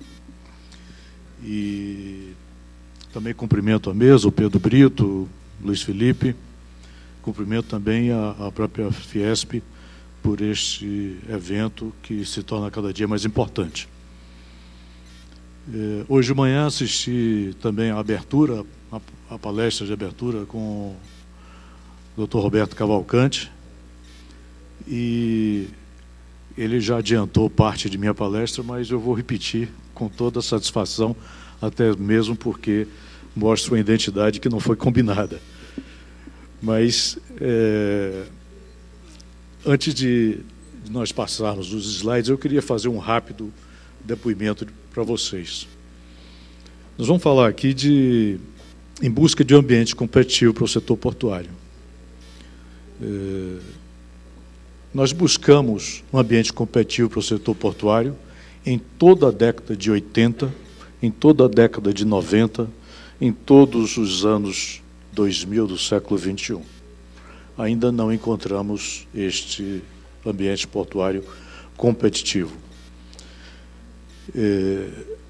Em 1998, nós tivemos a honra de, representando a Federação das Indústrias da Bahia, de estar presente no movimento que implantou a Lei 8.630 nos portos de Salvador e Aratu, que são os dois principais portos da Bahia. E, naquela época, nós percebemos, já após 4 anos de subida de preços mais altos, então, depois da Lei 8.630, em vez dos custos caírem, continuaram subindo todos os anos. Em vez do número de trabalhadores diminuírem nas suas fainas de trabalho, aumentaram. Então, nós fizemos um movimento em 1998. Sabíamos que os trabalhadores iam entrar em greve, nos preparamos antes, em silêncio. Quando eles entraram em greve, nós transferimos toda a operação de contêiner de Salvador para Ilhéus. Isso, na época, foi possível em função de ser um quantitativo pequeno. Mas foi simbólico pela união dos usuários, pela união dos clientes portuários, dos consumidores do serviço portuário. E as cargas que não podiam ser transferidas para outros portos, nós conseguimos liminares na Justiça com uma alegação muito simples e valiosa. Senhor juiz, os trabalhadores estão brigando com os operadores portuários, que são seus patrões. Nós somos os donos da carga, vamos ter prejuízo, nós não temos nada a ver com isso. Por favor, nos autorize a nós movimentarmos as nossas cargas. E nós conseguimos 104 liminares de 107 mandados de segurança que foram impetrados. Foi um movimento muito bonito, é um depoimento que se eu tivesse que fazer só esse depoimento, levaria aqui 2 horas reportando essa história. Mas o que nós aprendemos naquele momento é que existia um conluio entre trabalhador e operador contra o usuário. Isso foi a nossa grande lição, ou seja, quem promovia as greves eram os próprios operadores. Vimos em 2002 cobrança em duplicidade pelo mesmo serviço. A famigerada THC2, tem aqui um amigo que foi companheiro dessa jornada da THC2 na Bahia. Vimos elevações injustificadas de preços, fuga de cargas para portos de outros estados, processos licitatórios que avançavam e retrocediam, agentes públicos que viravam subalternos de interesses privados, uma regulação ineficaz, falta de transparência na formação de preços, os preços sempre muito elevados, serviços insuficientes. A conclusão que nós chegamos de forma muito forte, muito clara, é que nós temos que promover a abertura do mercado para investimentos privados nos portos públicos e nos portos fora dos portos públicos também. Iniciando, então, eu quero mostrar primeiro um cenário que aconteceu no mundo inteiro nos últimos 10 anos. Dezenas e dezenas de novos portos foram construídos e ainda estão sendo construídos em todo o mundo. Dezenas e dezenas. Muitos e muitos portos, não são poucos. E a grande maioria, mas assim, disparadamente, nós estamos falando de container.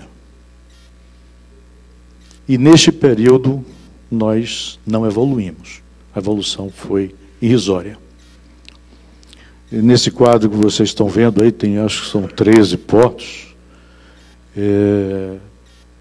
Esse aqui é o de Londres, o novo de Londres, que está a 40 quilômetros de Londres. Quero dizer que Londres tinha uma posição hegemônica no Atlântico Norte, antes do evento Container, e perdeu essa posição hegemônica, exatamente porque não acreditou no container. O container foi transferido para Felixstown e agora eles estão retornando aqui com um grande investimento, o London Gateway. Ali Valência, Shenzhen, na China, Barcelona, Sines, onde tem um terminal operando e já tem outro aqui, já para ser um terminal concorrente sendo instalado. Callao, no Peru, também, de hora para outra, com poucos anos, se tornou um importante porto de container. Callao tem 2 ou 3 anos somente de funcionamento. Los Angeles, o Pier 400 Los Angeles, fizeram uma ilha na frente, porque não tem mais espaço. Então, eles crescem em direção ao mar. Não existe desculpa que não existe área em terra. Não, existe sim, e área no mar é sempre mais barata do que em terra. Foz, em Marseille e Foz, os portos franceses de Marseille, Foz e Le Havre também ganharam importância. França foi outro país que não acreditou na revolução do container, entrou atrasado, então entrou fazendo novos investimentos importantes. Isso aqui já é Rotterdam, que não para de investir, né? É um dos maiores portos do mundo e continua sendo, e estão crescendo. E esse é um porto novo de container. Essa foto não é muito velha, é recente, né?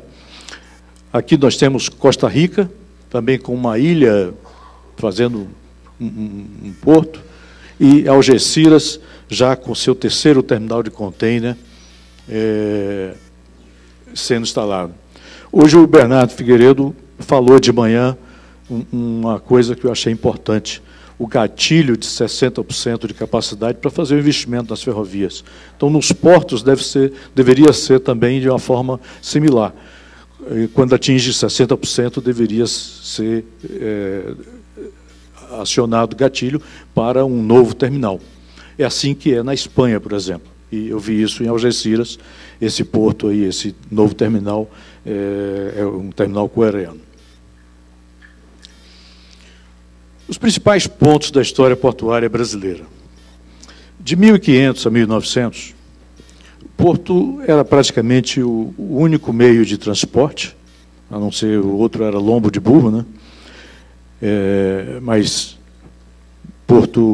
o transporte marítimo era predominante, e o porto também era o local de arrecadação de tributos, né?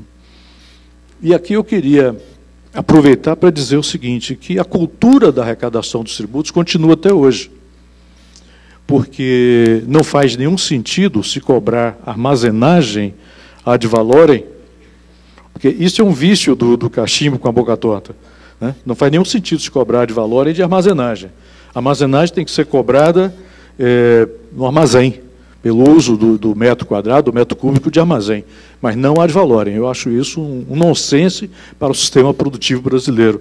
E está aqui uma sugestão para a Fiesp também trabalhar nesse sentido. Eu coloquei isso propositadamente, mas para a gente ver a evolução. Entre 1900 e 1975, os portos eram concessionados de maneira privada, existiam também portos públicos, mas em 75 foi criada a Portobras, e como o governo era militar, tinha o conceito de segurança nacional, então tinha toda uma centralização envolvendo a questão portuária. Passado 18 anos, em que não éramos competitivos, nós levamos 4 anos lutando para haver uma lei de modernização dos portos, que foi a 8630, terminou saindo, promulgada em 25 de fevereiro de 93, e ali tinha uma grande esperança do setor empresarial para que houvesse uma grande evolução. Infelizmente, não aconteceu. Evoluiu razoavelmente bem nos primeiros 10 anos, e depois estancou em 2003, e em 2003 foram instaladas praticamente barreiras à expansão portuária. Foi uma pisada de freio, vamos dizer assim. Quase que não houve mais licitações de arrendamentos de terminais de contêiner nos portos públicos, e culminou em 2008 com o decreto 6620, proibindo os portos privados, fora do porto público, movimentar a carga de terceiros. E em 2013, nós estamos agora com uma proposta importantíssima do governo da presidente Dilma Rousseff, que é a MP 595. Estamos com um projeto de lei de conversão 09, que é pior do que a 8.630. Então, é um dilema sobre o qual a gente está debruçado e que vai acontecer nos próximos dias. E o que eu vou falar está todo centrado nessa questão, que é a questão do momento, e por isso nós devemos explorar tudo que pode ser explorado. O diagnóstico que nós fazemos,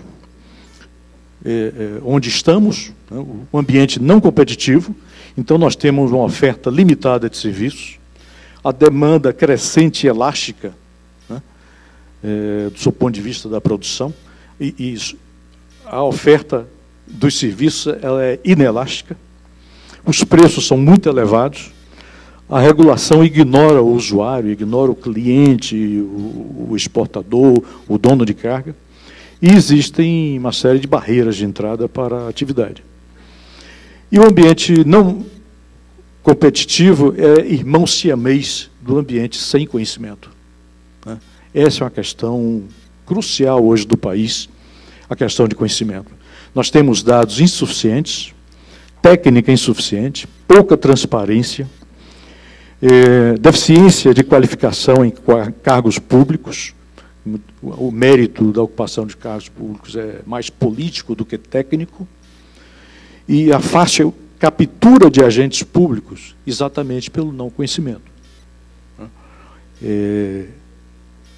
Me fez lembrar um escritor americano, já falecido, chamado Daniel Borstein.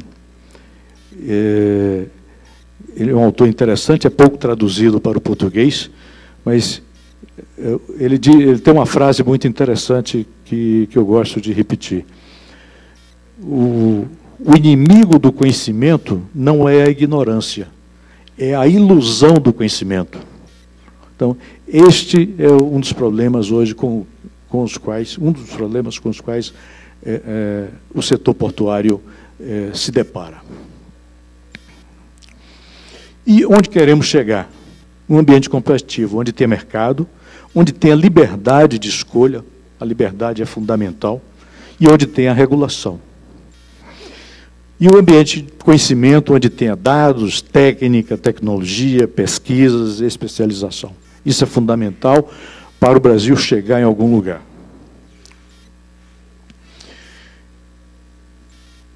Nós temos uma situação hoje de concentração econômica na questão dos terminais de container. E essa concentração ela se dá, não é quando tem um monopólio, um terminal, mas é mesmo em portos onde tem 4, 5 terminais, mas o mercado, a demanda é menor do que a oferta de serviço, então existe o poder deste mercado sobre quem usa, né, do usuário. Então, a concentração econômica leva a efeitos anticompetitivos, né, tem uma série deles, e sobretudo, a questão de venda casada de serviço, a questão de preços elevados, né, tem condutas abusivas, e sempre recai nessa coisa da múltiplas formas de obstrução da concorrência. É isso que a gente tem que explorar, porque não pode obstruir a concorrência. A MP 595, ela tem 3 pilares importantíssimos. O primeiro, as licitações de arrendamentos em portos públicos. O segundo, as autorizações de terminais privados movimentarem carga de terceiros. E o terceiro, critério para licitações com movimentação com menor tarifa. Isso aí é a essência da MP 595. Todo o resto tem coisas que podem ser bem aproveitadas, tem coisas que podem ser melhoradas, mas não são tão importantes quanto esses 3 pontos. Então, estes são os pilares. E quem se apresenta contra a MP 595? Os primeiros terminais de container. Os terminais de container, eles têm contratos posteriores à Lei 8.630, com prazos de 50 anos de arrendamento, 25 mais 25. Eu falo 50 porque praticamente é o prazo que eles assinaram. Eu diria que no 24º ano ele tem a opção de não continuar, mas o contrato é feito de forma que ele tem sempre a preferência de continuar. Então, é um contrato basicamente de 50 anos. Então, são estes terminais que estão se colocando contra a MP 595. Qual o objetivo? O objetivo é um só, não existe outro. Impedir a concorrência. Estão usando argumentos de assimetria, de poder dos armadores e a questão de escala. E a gente vai pontuar cada uma dessas questões adiante. Os trabalhadores. Os trabalhadores é uma situação inteiramente patética. Não existe outra palavra para a gente avaliar essa situação. Por quê? Porque nunca antes, neste país, o trabalhador foi contra a geração de empregos. O que é que eu estou dizendo? Estou dizendo o seguinte: o governo faz uma proposta para licitar 159 terminais, que vão gerar milhares de empregos. Nessa proposta está incluso também terminais privados, que são outros milhares de empregos, que vão dar competitividade à indústria brasileira, ao agronegócio, e os trabalhadores se posicionaram contra. Nunca antes na história desse país os trabalhadores defenderam o trabalho avulso ante o trabalho de carteira assinada. Isso é outro absurdo, isso é patético, bizarro, né? Isso também não dá para entender. Então, a única justificativa é que os trabalhadores estão dificultando o trâmite da MP em apoio aos terminais de container em portos públicos. Isso, para mim, é muito claro. E os terminais de instalações nos portos públicos, eles querem, os que estão com o contrato vencido, como já foi dito aqui, querem assegurar os privilégios que a Lei 8.630 mandou renovar com 180 dias e que nós já estamos hoje com 20 anos sem renovação. O processo. O governo propôs a nova Lei dos Portos, que tinha um objetivo claro de ampliar a capacidade de movimentar as cargas de modo eficaz. O Congresso faz 645 emendas. Objetivo: dificultar a aprovação. Por que é que eu afirmo isso? Porque o tema portos não é tema popular. O tema portos não é tema social. O tema portos não é um tema polêmico da grande sociedade brasileira. Ao contrário, as pessoas que estão no topo disso, que estão discutindo isso, são poucas pessoas. Então, a única lógica do Congresso fazer 645 emendas foi dificultar a aprovação. E não foi surpresa que a maioria dos parlamentares é da própria base do governo, o que é também um absurdo essa questão. Depois vem o PLC 09, altera a essência da MP, modificando aqueles 3 pontos, incluindo múltiplas formas de obstruir a concorrência, eliminando os critérios objetivos. Ou seja, o PLC veio defender os interesses dos terminais de container. Esse é o entendimento nosso. Então, quando ele coloca, veda as formas, aqui eu vou colocar as formas de obstruir a concorrência. Então, ele está lá, eu vou colocar apenas 3 pontos essenciais. Veda a empresa que tenha mais de 5% de participação societária do armador. Está em 2 artigos do PLC. O objetivo: impedir o grupo que possui maior potencial de investimento a lhe fazer concorrência. Em todos os portos do mundo, em todos os países, os armadores estão instalando novos terminais. No Brasil não vai poder. O Brasil vai fechar esse mercado? Por quê? Para defender uma empresa nacional? Não. Algumas dessas empresas têm a sede no Caribe, têm a sede em paraíso fiscal, e quem tem sede em paraíso fiscal vai para defender arrecadar menos impostos, as conveniências de arrecadar menos impostos. É a única lógica de qualquer um de nós termos a nossa sede em paraíso fiscal, seja pessoa física ou jurídica, né? Esportistas, corredores de Fórmula 1, vão para paraíso fiscal, no Mônaco e tal, Luxemburgo, exatamente por essa vantagem. Bom, então não é empresa nacional que está sendo defendida aqui. O outro ponto é que autoriza a expansão de área arrendada, como foi colocado aqui, a questão de adensamento. Qual o objetivo? Impedir a utilização de área vizinha para licitar arrendamento a terminal concorrente. O tal do adensamento não passa disto que está aí, com raras exceções. E antecipa a data de renovação de contratos. Assegurar privilégios, o objetivo é assegurar privilégios aos terminais de contêiner atuais, impedir que a concorrente se candidate a contratos vicentos. E aqui vem até um requinte que o Cavalcante de manhã disse com todas as letras. Cara de pau, propor uma coisa desta, inclusive colocando que a contrapartida fazer investimentos. Investimento é um negócio muito vago. Quem fica numa atividade por 10 anos faz investimento, quem fica por 20 faz mais ainda, e assim sucessivamente. Investimento sempre tem que fazer. Então, a questão de fazer investimento não está trazendo nada para o usuário, que na sua coletividade é o país, é a nação brasileira. É isto que nós temos que ver. Então, se por acaso tivermos que colocar uma possibilidade, eu não sou contra isto, mas eu sou contra não beneficiar a nação brasileira. Então, se você dissesse que vai antecipar os investimentos, ou vai antecipar o prazo de renovação, mas as tarifas vão ser reduzidas, a capacidade de movimentar vai ser aumentada, nós estamos dizendo coisas claras. Critério de julgamento e licitação. Mais uma vez, um dos pilares foi modificado, um dos pilares da MP 595. Na 595 está lá muito claro, maior movimentação com menor tarifa. No PLC, maior capacidade de movimentação, ou menor tarifa, ou menor tempo de movimentação. De forma isolada ou combinada. Mais uma vez, a desfaçatez. Mais uma vez, estão subtraindo a competitividade da nação brasileira.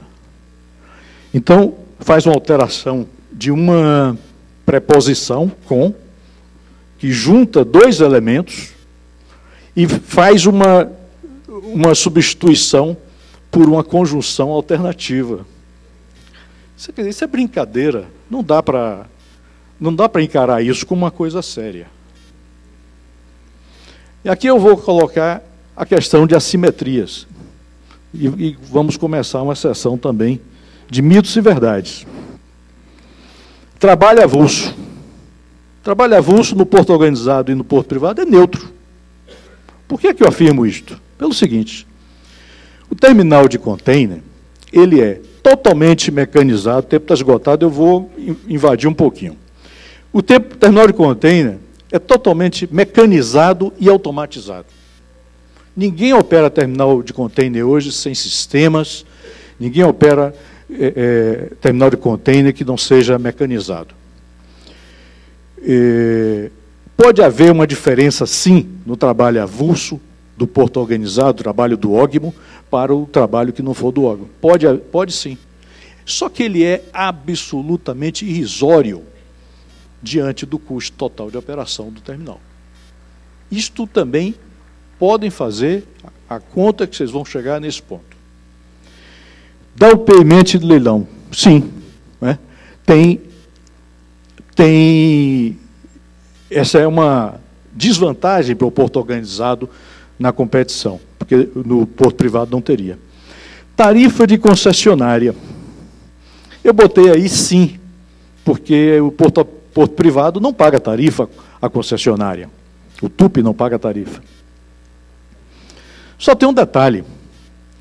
As tarifas das concessionárias, elas estão nos contratos de arrendamento e estão previamente pactuadas com o índice de correção ano a ano. Normalmente é usado o IGPM. E vocês, quem paga a tarifa nos portos públicos aqui, sabe que as tarifas subiram muito mais a partir dos anos 2002, com precisão, até os dias atuais.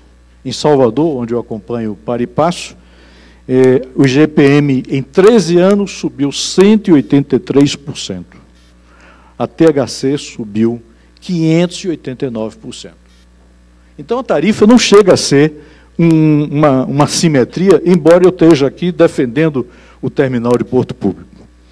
Mas os demais fatores que as pessoas não exploram. Infraestrutura é menor, o impacto é menor para o terminal do Porto Organizado, no Porto Público é maior. Arrendamento de área é menor também, o outro é maior. Por que eu falo arrendamento? Vocês imaginam, por exemplo, Salvador.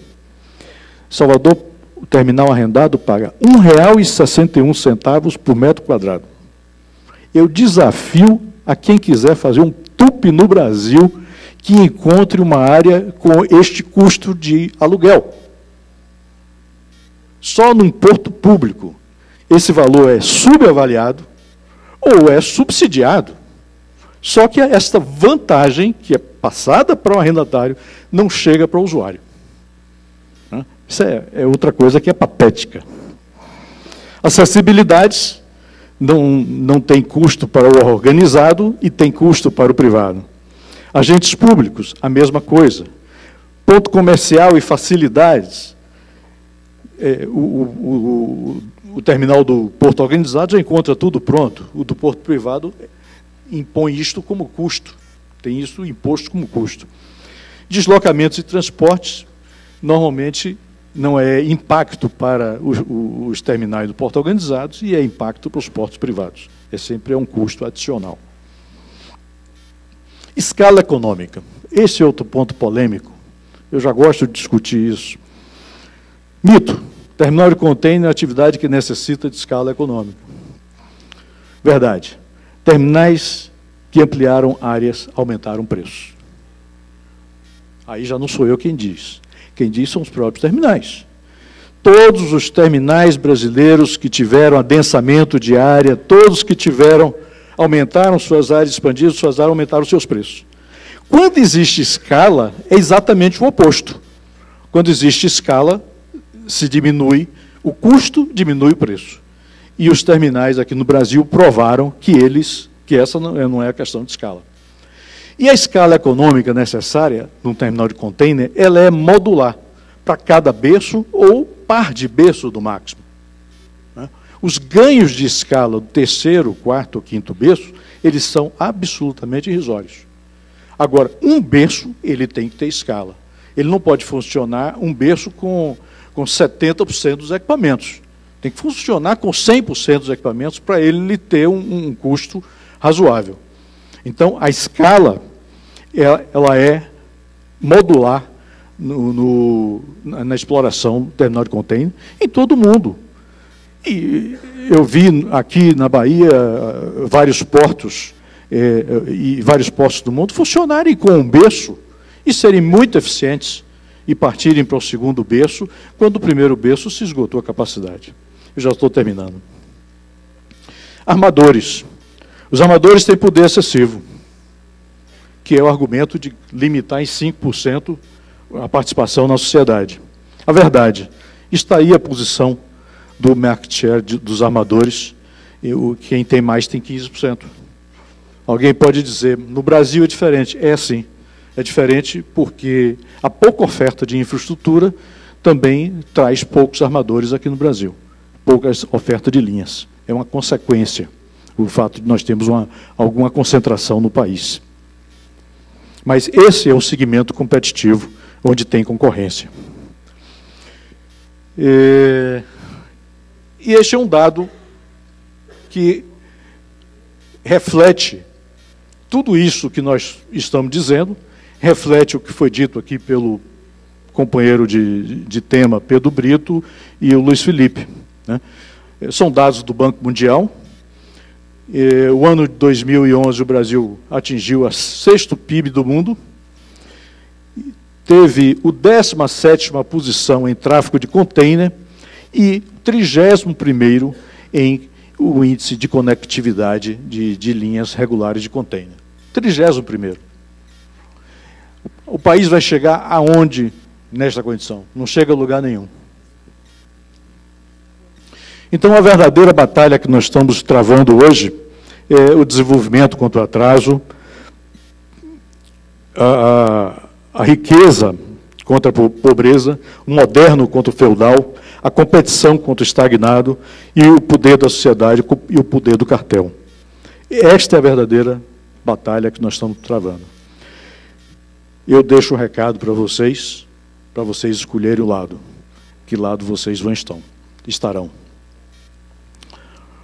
Deixo um recado também para a presidente Dilma de não desistir, que aprove a MP 595.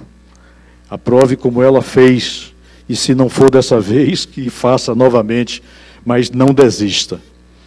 Então, é essa mensagem que eu queria trazer para vocês, que é a mensagem com a visão do dono da carga, a visão do usuário, do exportador, do importador, a visão daquele cliente do porto. Muito obrigado. Muito obrigado, Paulo. Colocou de forma muito objetiva a visão dos usuários do portos. Amigo, nós estamos com o nosso tempo estourado, mas eu vou abrir aqui. Recebemos algumas perguntas. Passa para o Paulo aí, por favor. E eu vou abrir aqui para cada um dos debatedores responder uma das perguntas, porque, infelizmente, nós não podemos prorrogar o tempo, que temos o próximo painel e nós não podemos invadir o horário do próximo painel. Então, eu pediria aos palestrantes que respondessem de forma muito objetiva e, se quiser aproveitar para fazer algum comentário também de forma muito breve. E, na ordem das apresentações, eu passo a palavra aqui ao doutor Pedro Brito. Muito obrigado, Roberto. A pergunta que me passou o Roberto é do Alessandro Conte, da ABB Limitada. A pergunta é a seguinte: se todos os dados estatísticos, históricos e comparativos com outros países apontam para a necessidade de investimento em logística, por que não conseguimos executar um plano tendo em vista que recursos existem para isso? Eu vou responder ao Alessandro, e de forma muito objetiva, como pediu aqui o Roberto, lembrando um pouco o próprio diagnóstico que nós, no governo, fizemos para elaborar a medida provisória 595, elencando os principais fatores para o baixo desempenho do modelo de gestão portuária brasileira. E separando fatores relacionados ao poder público e relacionados à iniciativa privada. Então, pelo lado do poder público, em resumo, nós temos, isso é muito claro, uma gestão ineficiente das autoridades portuárias, com pouca autonomia, com pouco poder de decisão, com baixa capacidade de geração de caixa e, consequentemente, com baixa capacidade de novos investimentos. Identificamos também uma ingerência política excessiva nas autoridades portuárias, o que não é condizente com a necessidade de se ter uma gestão profissional, como se tem no mundo inteiro. Apesar de todos os portos do mundo serem públicos, exceto a Inglaterra, em todos os casos, mesmo sendo portos públicos, e podemos tomar o caso emblemático de Roterdã, que representa os demais, que é um porto público pertencente ao município de Roterdã, com cerca de 70% das ações e 30% pertencente ao governo central da Holanda, mas é um porto público com gestão profissional, com gestão de executivos de mercado, com pessoas que entendem do negócio, que entendem do planejamento, sem interferência política na escolha dessas pessoas, embora o responsável final pelo porto seja o prefeito de Roterdã, por ser o maior acionista do porto. Um outro item é a falta de formação, de capacitação e de renovação dos quadros das autoridades portuárias, porque, evidentemente, não basta ter uma diretoria profissional, não basta ter uma diretoria requisitada no mercado. O próprio quadro da autoridade portuária tem que ser profissional, tem que ser renovado, tem que ser treinado constantemente para dar aquela resposta de produtividade que nós vimos no caso de Roterdã, comparativamente com Santos. Processos de arrendamento excessivamente lentos, seja decorrente da burocracia, seja decorrente do poder, às vezes excessivo, dos órgãos de controle, que exigem várias indas e vindas até que se tenha a conclusão de um processo de licitação. E, talvez, uma das coisas mais importantes, a falta de planejamento estratégico público consistente e falta de visão sistêmica do setor, principalmente em relação à necessidade de integração intermodal que se precisa ter em cada porto para que ele possa funcionar bem, por que o Porto de Roterdã é modelo e por que ele é buscado pelos usuários. Porque todo mundo sabe que quando chega um navio de qualquer parte do mundo que descarrega no Porto de Roterdã, imediatamente aquela carga vai para barcaças, vai para trem, vai para caminhões e segue rigorosamente no tempo contratado para os diversos usuários. A mesma coisa quando chega uma carga em Roterdã para o Brasil, para a África, para qualquer lugar do mundo, toda essa intermodalidade é usada em sentido contrário. Pelo lado da iniciativa privada, atuação em ambiente desprovido de planejamento seguro e consistente com investimento de longa maturação, que são os investimentos no setor portuário. Quem investe no setor portuário investe com um olhar pelo menos de 25 anos na frente. Então, para que isso aconteça de forma segura, além da exigência de um marco regulatório claro e consistente, como pretende a medida provisória 595, tem que se ter também segurança em relação a que esse marco regulatório seja estável, que ele não mude, e principalmente o planejamento que vai conduzir esses investimentos. Quer dizer, quem investe no setor portuário tem que saber se vai ter estrada, se vai ter ferrovia, se vai ter hidrovia, para poder dar consistência ao investimento que ele faz. Baixa participação na gestão do dia a dia do porto. O empresariado, por exemplo, em Roterdã, eu estou insistindo em Roterdã porque nós escolhemos ele como exemplo, mas isso é assim na grande maioria dos portos na Europa e nos Estados Unidos. O empresariado em Roterdã, os usuários, os exportadores, os importadores, eles participam do dia a dia do porto, eles estão participando do conselho de administração do porto. O fato do porto ser municipal ajuda muito. Então, essa participação nas decisões é algo positivo que nós não encontramos aqui, ou não encontrávamos, pelo menos. Lentidão dos processos administrativos públicos, não condizente com a agilidade que tem que haver por uma exigência de mercado e por uma exigência do próprio investidor. O investidor privado tem uma agilidade que é muito destoante daquela agilidade que tem a autoridade pública para as suas decisões, como exige o mercado portuário. E, finalmente, represamento dos investimentos por falta do planejamento, por falta do marco regulatório consistente, claro e estável. Então, eu, respondendo ao Alessandro, diria que, em resumo, é isso que acontece.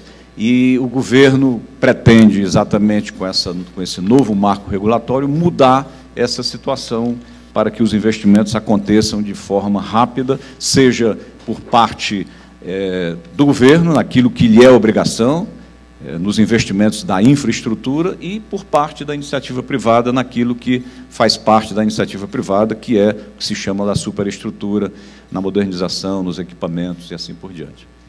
Obrigado, Pedro. Eu pediria ao doutor Luiz Felipe, nós já invadimos aqui o horário do próximo painel, então eu pediria que, em 1 minuto, por favor, você me prometeu que é possível responder, e ao Paulo Vila também. Obrigado. Alô? Aqui a pergunta é de Carolina sobre... Vou resumir até a pergunta, então, para cumprir a meta. Sobre a questão da participação de armadores, que comentamos aqui. Queria só fazer um link com a palestra do Dr. Paulo. Aqui eu tentei fazer de uma forma imparcial a apresentação de cada um daqueles principais pontos que estão em discussão sobre a medida provisória.